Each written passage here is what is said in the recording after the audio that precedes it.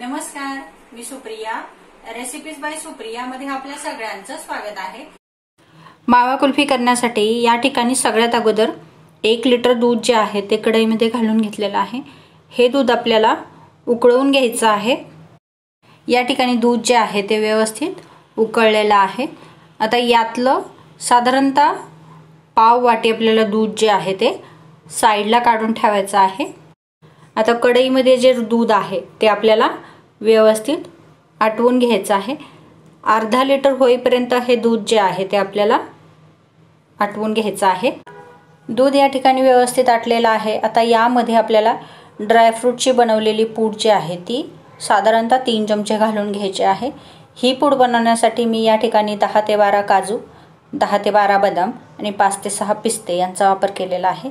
पूड ऐवजी काजू, बदाम आणि पिस्ता यांचे कापही आपण घालू शकतो. ही जी पूड आहे आपल्याला व्यवस्थित दुधामध्ये मिक्स करून साधारणतः 1 ते 2 मिनिट शिजवून घ्यायचे आहे. या ठिकाणी पूड जी आहे ती दुधामध्ये व्यवस्थित शिजलेली आहे. आता ही कढई साइडला ठेवून घेऊयात आणि कुल्फीसाठी लागणारं कॅरमेल जे आहे ते तयार करून घेऊयात. तर या ठिकाणी कढई जी आहे ती मंद आचेवरती तापत ठेवलेली आहे आणि त्यामध्ये साधारणतः अर्धी वाटी साखर जी आहे ती घालून घेतलेली आहे. साखर आपल्याला व्यवस्थित पातळसर अशी कढईमध्ये पसरवून घ्यायची आहे. कॅरमेल तयार करताना साखरेचा पाक बनवण्यासाठी आपण पाण्याचा वापर जो आहे तो करणार नाही, तर कढईच्या हीटवरती आपल्याला साखर जे आहे तिचं पाणी किंवा तिचा पाक जो आहे तो तयार करून घ्यायचा आहे. तर या ठिकाणी तुम्ही बघू शकता आपली साखर जी आहे ती वितळायला सुरुवात झालेली आहे. तिचं पाणी व्हायला सुरुवात झालेली आहे. साखर या ठिकाणी आपल्याला व्यवस्थित विरघळेपर्यंत आपल्याला साखर जी आहे ती व्यवस्थित हलवून घ्यायची आहे. या ठिकाणी साखर जे आहे ते पूर्णपणे विरघळून आपलं कॅरमेल जे आहे ते तयार झालेलं आहे. हे जे कॅरमेल आहे यामध्ये आपल्याला 4 ते 5 चमचे पाणी घालून घ्यायचं आहे, जेणेकरून हे कॅरमेल दुधामध्ये घातल्यानंतर ते घट्ट होऊ नये यासाठी आपल्याला या ठिकाणी पाण्याचा वापर करायचा आहे. तर अशा पद्धतीने आपलं कॅरमेल जे आहे ते तयार झालेलं आहे. हे कॅरमेल आपल्याला तयार केलेल्या दुधामध्ये घालून घ्यायचं आहे. कॅरमेल जे आहे ते घातल्यानंतर आपल्याला दूध जे आहे ते कंटिन्यू हलवायचं आहे, जेणेकरून कॅरमेलच्या गुठळ्या किंवा कॅरमेल जे आहे ते खाली कढईला चिटकू नये यासाठी. तर कॅरमेल घातल्यानंतर आपल्या दुधाचा कलर जो आहे तो हलकासा बदललेला आहे. छान असा रंग आपल्या दुधाला जो आहे तो आलेला आहे.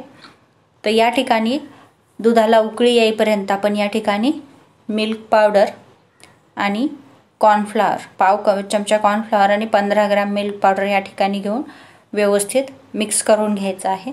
आपण दूध जेव्हा गरम केलं होतं त्यावेळी आपण अर्धी वाटी दूध जे काढून ठेवलं होतं ते दूध आपल्याला यामध्ये घालून घ्यायचं आहे. हे दूध घातल्यानंतर आपल्याला ह्याची छान अशी पेस्ट जी आहे ती करायची आहे. गुठळ्या यामध्ये होऊ नये याची काळजी घेत आपल्याला हे मिश्रण जे आहे ते तयार करून घ्यायचं आहे. मिल्क पावडर आणि कॉर्नफ्लॉवर याच्यामुळे काय होतं तर मिल्क पावडरमुळे कुल्फीला चांगली टेस्ट येण्यासाठी मदत होते आणि कॉर्नफ्लॉवरमुळे घट्टपणा येण्यासाठी मदत होते. म्हणून ह्या दोन्ही पदार्थांचा वापर जो आहे तो आपण या ठिकाणी केलेला आहे.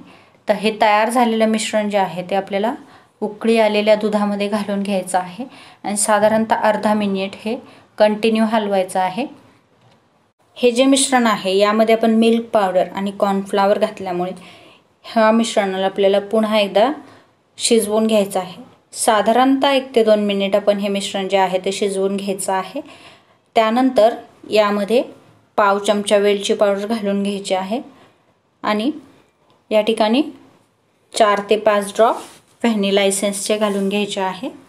या ठिकाणी आपल्या दुधाला जो आहे तो भरपूर असा थिकनेस जो आहे तो आलेला आहे. तुम्ही बघू शकता अगदी घट्ट असं दूध जे आहे ते आपलं तयार झालेलं आहे.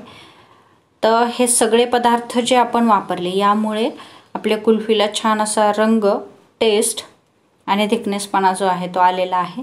आता हे जे मिश्रण आहे ते आपण गॅस बंद करून थंड होण्यासाठी साईडला ठेवून घेऊयात. साधारणतः 1 ते 1.5 तासामध्ये आपलं मिश्रण जे आहे ते एकदम घट्ट झालेलं आहे. त्यानंतर आता आपण हे सेट होण्यासाठी ठेवूयात. तर या पद्धतीचे जे आपले यूज इन थ्रोचे कप असतात त्या कपमध्ये मी हे जे मिश्रण आहे ते भरून घेतलेलं आहे. साधारणतः 1 लिटरमध्ये 10 ते 12 कुल्फी ज्या आहेत त्या तयार होतात. सगळे जे आईस्क्रीम कप आहेत ते आपण या ठिकाणी भरून घेतलेले आहेत. आता जर फॉईल पेपर नसेल तर आपण या पद्धतीने प्लास्टिकचे पेपर्स जे आहेत ते घेऊन रबरच्या साहाय्याने हे जे कप्स आहेत ते पॅक करून 6 ते 7 तास फ्रीजला ठेवल्यानंतर आपली कुल्फी जी आहे ती तयार होते. अशा पद्धतीने आपली कुल्फी जी आहे ती सेट झालेली आहे. ती डिमोल्ड करून घेऊयात.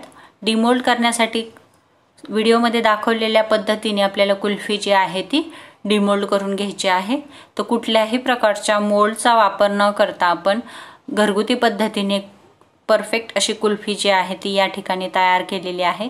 सगळे जे कप आहेत ते आपण व्यवस्थित डिमोल्ड करून घेऊयात आणि त्यावरती गार्निशिंगसाठी बदामाचे काप घालून घेऊयात.